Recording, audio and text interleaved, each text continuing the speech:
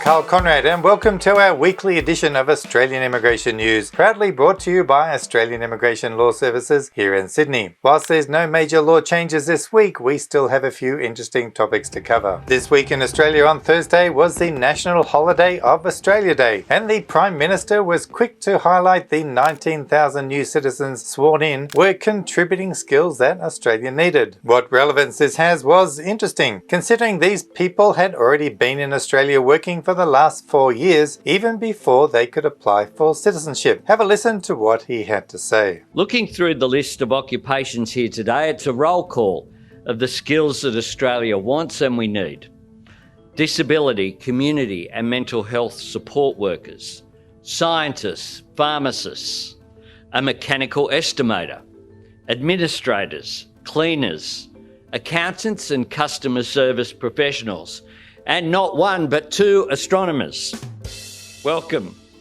If anyone can help our nation reach for the stars, it's you. We couldn't help but notice there were a number of occupations the PM highlighted that are not on the current skilled occupation list for either the skilled points or the employer-sponsored visas. Does this mean we can look forward to cleaners and customer service workers to be added to the list? Or was he just using the platform to promote the government's position on doing something in helping with the skill shortages? We shall have to wait and see what this government's new review on the migration system will bring. During the week, the New South Wales government announced it was trying to combat the teacher shortages in Australia by bringing back the Graduate Diploma of Teaching, which can be completed in just 12 months instead of the current 2 years master's programs.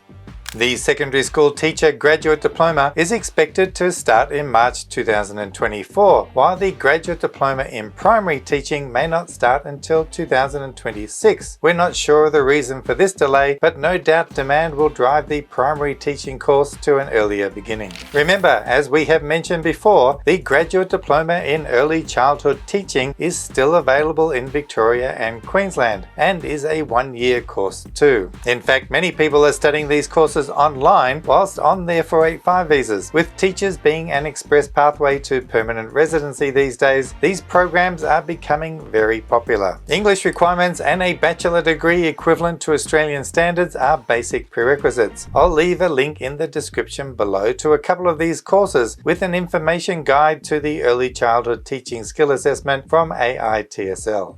A fresh round of invitations were handed out by New South Wales this week for the 190 and 491 visas. We are looking forward to the next 189 invitation rounds anticipated in February. We have received many inquiries by those who received invitations for the 189 or 190 visas whilst they either hold the 491 visa or they have applied for the 491 visa. As we discussed in another video, if you already hold the 491 visa, then you are out of luck unless you have already held this visa for 3 years. However, for those who have lodged and are waiting for their 491 visas, you are likely to be in a position to take advantage of your invitation. If you do apply, you will not need to withdraw that 491 application. However, in most cases that 491 visa application is giving you your bridging visa A, and then that means you can obtain a bridging visa B to travel. After lodging the 189 application and then you decide to withdraw the 491 visa application, you will end up on a bridging visa C most likely due to that 189 application. Then you cannot travel until the 189 visa is granted. It gets a little complicated, so book a time if you need help in deciding what to do. And speaking of the 189 visa being granted, according to official figures, here are the recent processing times, which I think we will visit once a month to keep an eye on the government's commitment to bringing these times down. The 189 visa is at 92 days. The state-nominated 190 visa is at 15 months. The state-nominated 491 visa is at 30 months. The 489 visa is at 48 months.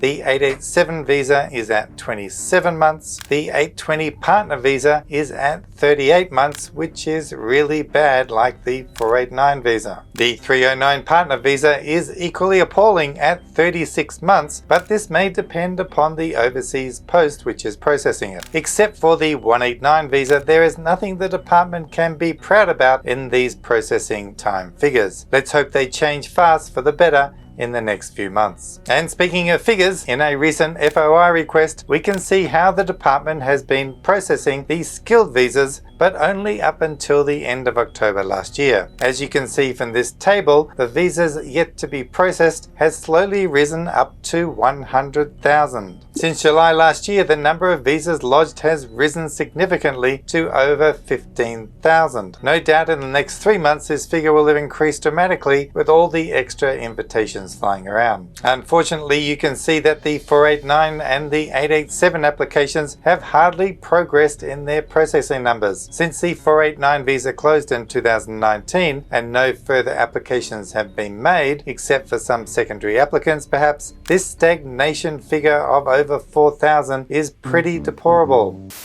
While it remains this high, it will remain a blight against the standards of customer service provided by the Immigration Department and should not be tolerated. While the 887 figures have remained constant, we must remember this visa is still open to applications, so it seems to remain about the same level where those being granted matches those coming in. These figures are for the visa grants. However, again, the 489 and 887 figures remain dismal, despite all the publicity over these street demonstrations and marches. We will be placing a few more FOI requests to keep up to date with what's going on.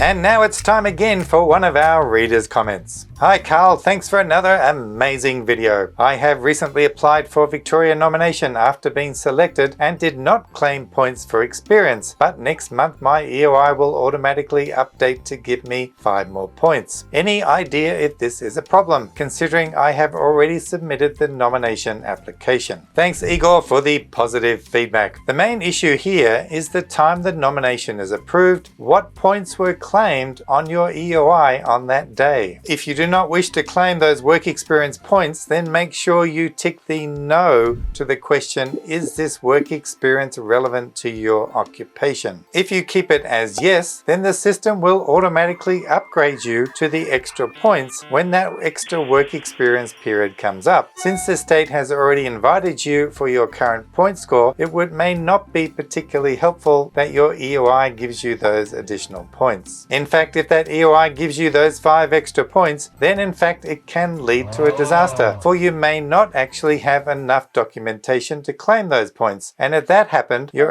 whole application would then be refused. So that's all for tonight's program, and thank you all for your comments and support. If you need help, don't forget to reach out and book a time with us. In February, we're about to hit that 60,000 subscriber mark, which is a landmark I never believed we would reach. So a big thank you to you all for your continued support. Smash that like icon to spread our reach for our channel. And as always, take care out there, and I'll see you next time. So bye for now.